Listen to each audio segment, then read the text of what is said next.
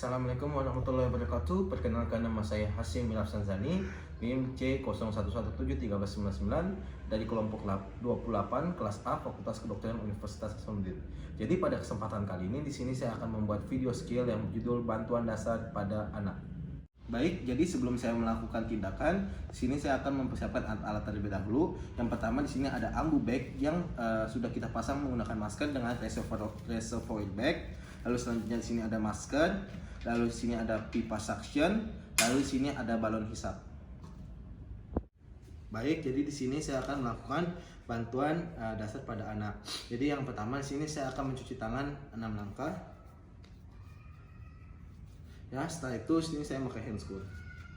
Nah, jadi anggap saya memakai handscoon ya.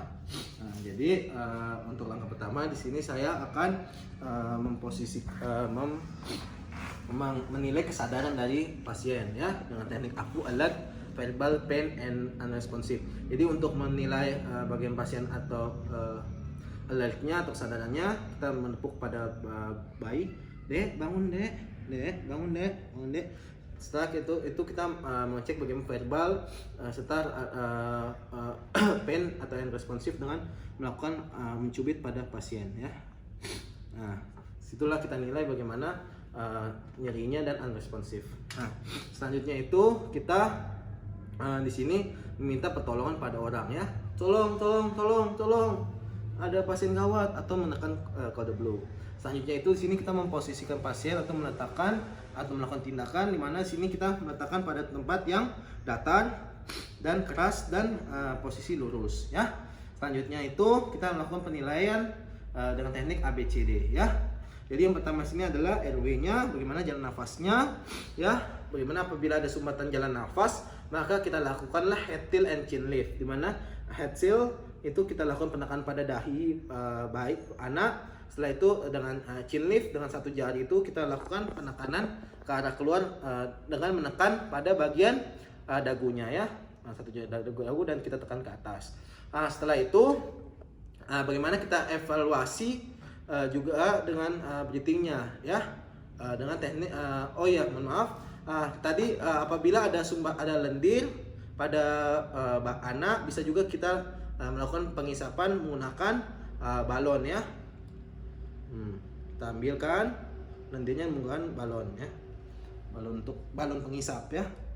Nah, jadi selanjutnya di sini kita nilai bagaimana pernafasan pada anak dengan teknik 3L, look, listen, and feel ya. Kita lihat looknya bagaimana pengembangan dada dari pasien, lalu kita listen ya, kita dengarkan pernafasannya, lalu and feel, kita raba ya bagaimana pernafasannya ya. Nah, setelah itu di sini setelah kita menilai pernafasannya, apabila pasien mengalami gangguan pernafasan atau ada distress nafas, kita di sini akan melakukan ventilasi menggunakan ambu bag yang sudah kita pasang oleh masker yang sudah masker dan reservoir bag. Nah, jadi kita gunakan masker sesuai dengan bayi ya, sesuai dengan anaknya yang dibutuhkan. Jadi di sini itu kita sudah pasangkan tadi ambu bag dengan masker dan reservoir bag. Lalu kita lakukan ventilasi dengan teknik AC claim ya, dengan sini huruf C yang memegang masker, lalu E itu menopang pada bagian mandibulat dengan mengekstensikannya. Jadi ventilasi ini prinsipnya jangan ada udara yang keluar dari masker ya, atau kita tutup dengan secara rapat. Setelah itu kita lakukan ventilasi dengan 5 kali dengan teknik pampas pas, pampas pas, pampas pas, pampas pas, pampas pas ya. Setelah kita melakukan ventilasi, maka kita evaluasi bagaimana circulation-nya ya, circulation-nya. Lalu jadi pada bayi itu atau neonatus bisa kita raba pada arteri brachialisnya ya. Sedangkan pada anak yang sampai 8 tahun atau pada orang dewasa kita raba pada arteri karotisnya. Jadi pada neonatus itu kita melakukan resusitasi dengan 2 cara atau dengan 2 teknik, menggunakan 2 jari yang dimana itu kita letakkan titik kompresinya itu di pertengahan dari mamainya ya. Nah, setelah itu kita kompresi dengan perbandingan dengan 5:1, 5 kali kompresi dan 1 kali ventilasi yang dilakukan secara 5 siklus ya, dengan kedalaman sepertiga anterior posterior atau sepertiga dari dinding dada ya, penebal dinding dada ya.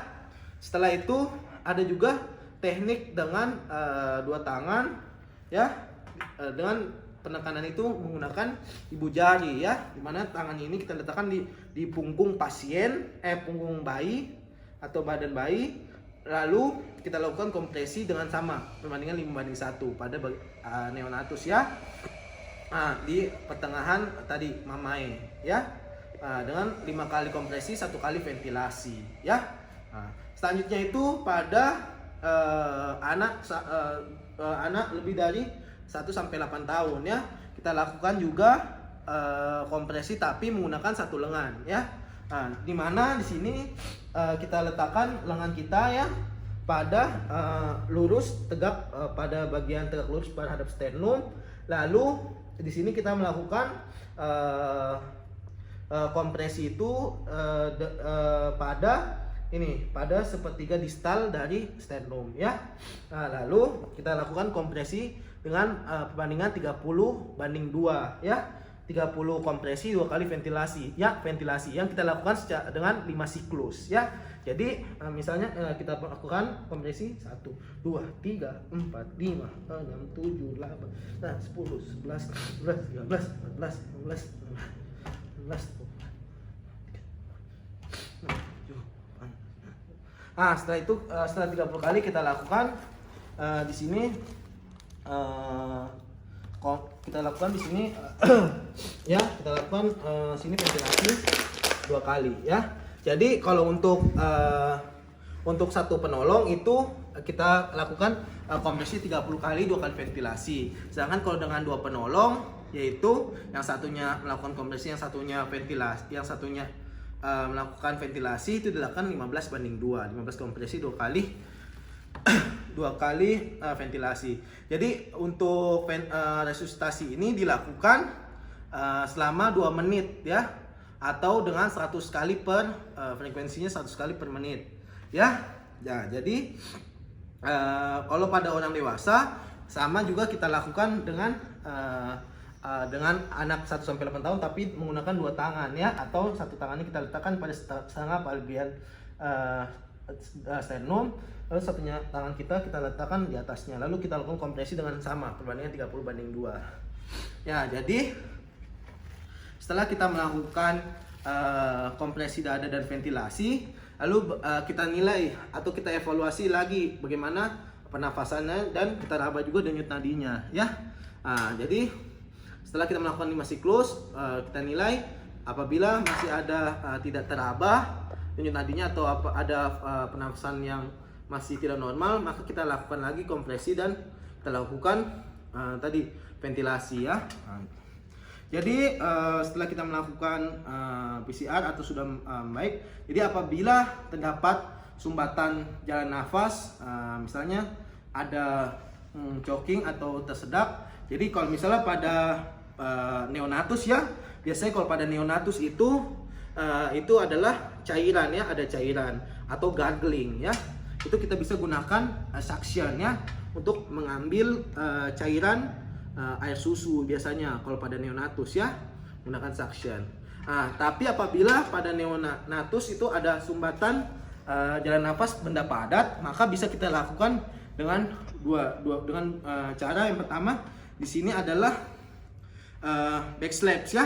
Back slap itu yang pertama, ini bayi ini kita letakkan pada lengan kita, yang satunya dengan ini tadi sebenarnya lengan saya di antara kaki kanan dan kaki kiri ya, diletakkan situ. Setelah itu tangan yang satu jari kita itu diletakkan pada bagian sini, ada sternum sini. Setelah itu kita melakukan pendorongan ke bagian atas ya, sebanyak 5 kali, 1, 2, 3, 4, 5. Lalu kita lihat bagaimana, apakah ada makanan yang terkeluar atau tidak. Bisa juga kita lakukan dengan teknik back slap ya. Nah, tadi teknik chest thrust. Nah, kalau back slap itu kita melakukan, kita tengkurapkan pasien dengan posisi yang miring ya, dengan kepala agak miring.